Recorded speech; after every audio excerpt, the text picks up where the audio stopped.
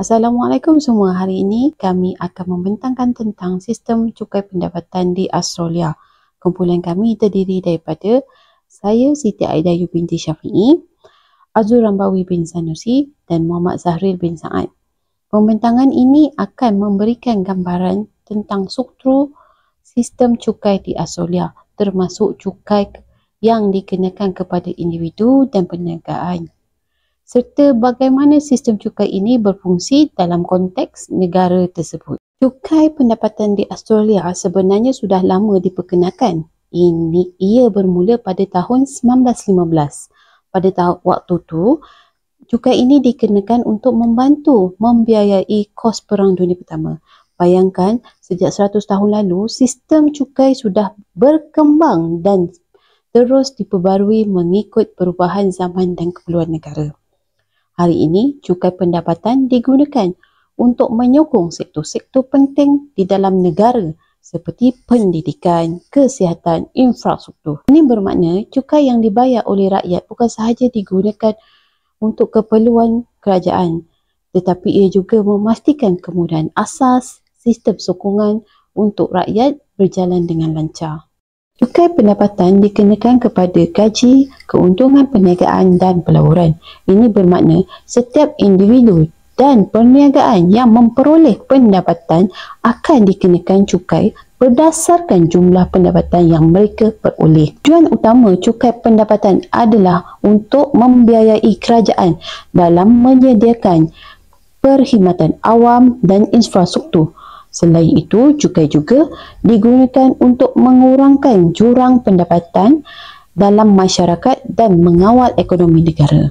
Selain itu, cukai juga digunakan untuk mengurangkan jurang pendapatan di dalam masyarakat dan ekonomi negara melalui dasar fizikal. Dengan ini, kerajaan dapat memastikan kesejahteraan sosial dan kestabilan ekonomi di negara tersebut. Seterusnya, sistem cukai di Australia bersifat progresif yang bermaksud kadar cukai akan meningkat seiring dengan peningkatan jumlah pendapatan seseorang individu. Dalam erti kata lain, individu yang memperoleh pendapatan yang lebih tinggi akan dikenakan cukai pada kadar yang lebih tinggi berbanding mereka yang berpendapatan rendah. Ini bertujuan untuk memastikan keadilan sosial dan mengurangkan jurang pendapatan dalam masyarakat. Bagi syarikat pula, kadar cukai yang dikenakan berbeza mengikut saiz dan jenis syarikat. Sebagai contoh, syarikat kecil atau sederhana, Small Medium Enterprise (SME) mungkin menikmati kadar cukai yang lebih rendah berbanding syarikat besar selaras dengan urusan kerajaan untuk menyokong pertumbuhan perniagaan kecil dan meningkatkan daya saing mereka. Sistem ini berpaksikan prinsip keadilan di mana beban cukai diagihkan secara saksama mengikut keupayaan kewangan individu atau entiti.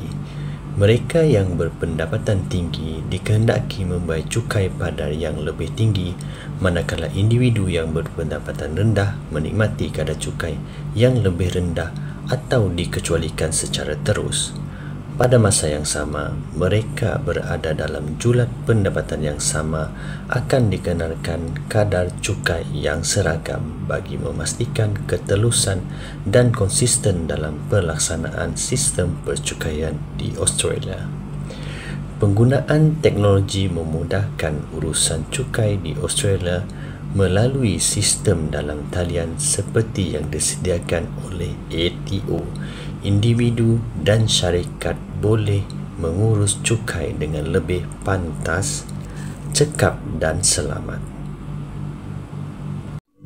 Hasil cukai amat penting bagi kerajaan kerana ia menjadi sumber utama untuk membiayai perkhidmatan awam seperti pendidikan, kesihatan, infrastruktur dan keselamatan.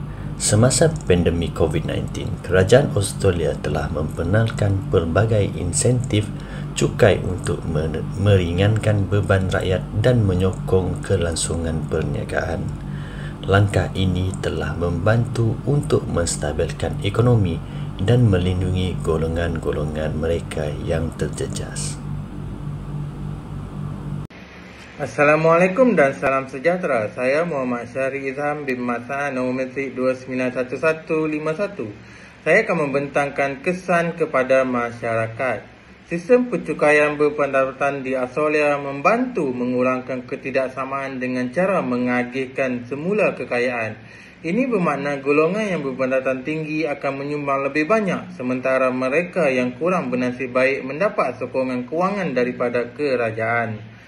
Dana yang dikutip melalui cukai ini juga disalurkan kepada program-program kebajikan seperti Medicare yang memberi perkhidmatan kesihatan kepada masyarakat serta job seeker yang membantu mereka mencari pekerjaan. Namun, walau bagaimanapun sistem ini bertujuan untuk menyokong golongan yang kurang berkemampuan, kelas pertengahan seringkali merasa terbeban dengan kadar cukai yang tinggi yang menyebabkan mereka terpaksa menanggung beban kewangan yang lebih besar. Pengelakan dan pelarian cukai. Pengelakan cukai berlaku apabila syarikat asing cuba mengalihkan keuntungan mereka ke negara yang mempunyai cukai yang lebih rendah. Tindakan ini mengurangkan jumlah cukai yang perlu dibayar kepada kerajaan negara asal. Untuk menangani masalah ini, kerajaan Australia telah memperkenalkan Dividend Profit Tax (DPT) yang mengenakan cukai 40% terhadap keuntungan yang dialihkan. Selain itu, Australia Taxation Office (ATO) menggunakan teknologi canggih seperti kecerdasan buatan (AI) dan audit automatik untuk mengesan dan mencegah pengelakan cukai. Usaha ini adalah penting untuk memastikan keadilan dalam sistem percukaian dan mengekalkan kutipan hasil negara, supaya kerajaan dapat terus membiayai program-program seperti pendidikan dan kesihatan. Kesimpulannya, secara keseluruhannya, sistem percukaian di Australia adalah progresif dan adil, tetapi ia masih berhadapan dengan beberapa cabaran. Walau bagaimanapun, cukai pembatasan membantu mengurangkan ketidaksamaan dan menyokong sektor-sektor penting seperti kesihatan dan pendidikan. Pengelakan cukai dan beban cukai yang tinggi bagi kelas pertengahan tetap menjadi isu.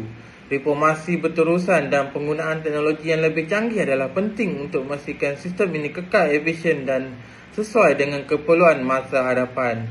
Dengan langkah-langkah seperti pengenalan teknologi audit automatik dan kecerdasan buatan, Australia berusaha untuk memastikan keadilan dalam sistem percukaian dan meningkatkan kutipan hasil negara.